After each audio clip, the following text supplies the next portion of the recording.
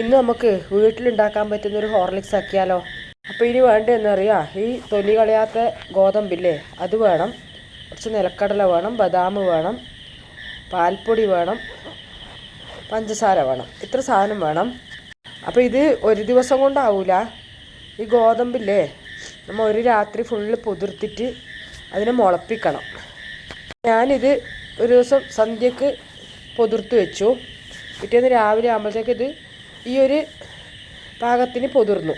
ഇനിയില്ലേ ഇത് ഒരു തോർത്തിൽ കെട്ടി വെക്കണം. നമ്മൾ ചെറുപയറെല്ലാം മുളപ്പിക്കൂലേ അതുപോലെ തന്നെ തോർത്തിൽ കെട്ടി വെച്ചിട്ട് ഒരു അരിപ്പ പാത്രത്തിൽ അടച്ചു വെക്കാം. അപ്പോൾ ഇതിങ്ങനെ നമ്മൾ കെട്ടി വെച്ചാൽ ഒരു 1.5 ദിവസം ആകുമ്പോഴത്തേക്ക് ഇതിന് നല്ല മുള വരും. ഈ ഒരു പരുവത്തിനാണ് ഗോതമ്പ് എടുക്കേണ്ടത്. ഇനി ഈ മുളപ്പിച്ച ഗോതമ്പ് വെയിലുണ്ടെങ്കിൽ ഒന്ന് വെയിലത്ത് ജസ്റ്റ് ഒന്നിൻ്റെ വെള്ളം വെളിയുന്നവരെ ഉണക്കിയെടുക്കുക. വെയിലില്ലെങ്കിൽ ഫാനിൻ്റെ താഴെ വെച്ചിട്ട് ആ വെള്ളം ഒന്ന് വറ്റിച്ചെടുക്കുക. വെള്ളമൊന്നും ഉണ്ടാവില്ല, എന്നാലും ഒന്ന് കാറ്റ് കൊള്ളിക്കാം. ഏത് ധാന്യവും മുളപ്പിച്ചാൽ നല്ല വിറ്റാമിനും പ്രോട്ടീനെല്ലാം കൂടുന്നല്ലേ പറയല്. ഇനി നമ്മൾ ഈ മുളപ്പിച്ച ഗോതമ്പ് ഒന്ന് വറുത്തെടുക്കണം. വറുത്തെടുക്കുമ്പോൾ ചെറിയ തീയിൽ തന്നെ വറുത്തെടുക്കണം. ഇത് നല്ലൊരു പൊട്ടുന്നൊരു പരുവായിട്ട് നല്ലൊരു മണം വരും.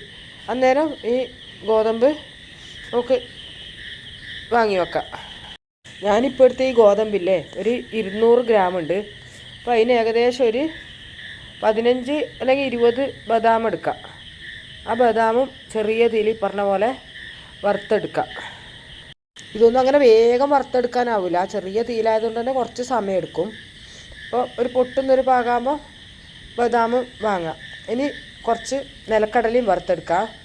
നിലക്കടലയും ഇതേപോലെ തന്നെ ഇതിൻ്റെ തോലൊന്ന് പൊട്ടിപ്പോകുന്നൊരു പാകാകുമ്പോൾ അതും വാങ്ങിയെടുക്കാം. ഇനി നിലക്കടലേരെ തൊലിയെല്ലാം കളഞ്ഞു വെക്കാം. ബദാമിൻ്റെ തോല് കളയണ്ട, എന്താ വെച്ചാൽ ബദാമിൻ്റെ തോലിലാണെങ്കിലും എല്ലാ വിറ്റാമിനും ഉള്ളത്. അപ്പോൾ അത് തോല് കളയണ്ട.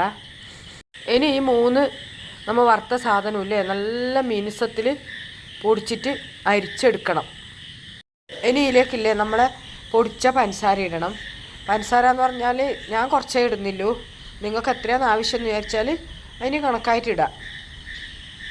ഇനി ഇതിടേണ്ടത് പാൽപ്പൊടി. അപ്പോൾ പാൽപ്പൊടി ഞാൻ ഇതിലൊരു വലിയ 5 സ്പൂൺ പാൽപ്പൊടി ആയിട്ടിട്ടുള്ളത്. നിങ്ങൾക്ക് ഇനി അധികം വേണമെന്നുണ്ടെങ്കിൽ അങ്ങനെയും ഇടാം. ഇനി ഇതൊന്നും കൂടെ മിക്സിയിലിട്ടിട്ട് ജസ്റ്റ് ഒന്ന് കറക്കിയെടുക്കാം, ഒന്ന് മിക്സ് ആവാൻ വേണ്ടിയിട്ട്. ശരിക്കും ഇതിൻ്റെ ഒപ്പം ഇല്ലേ പൊടിക്കുമ്പം ഒരു 50 ഗ്രാം ബാർലി ഇല്ലേ അതും കൂടെ വറുത്ത് പൊടിക്കേണ്ടതാണ്. അത് ബാർലി എൻ്റെ അടുത്ത് ഇല്ലാത്തതുകൊണ്ടാണ് എനിക്ക് കൂട്ടാൻ. ഇനി ബാർലി ഇല്ലെങ്കിലും പ്രശ്നമില്ല.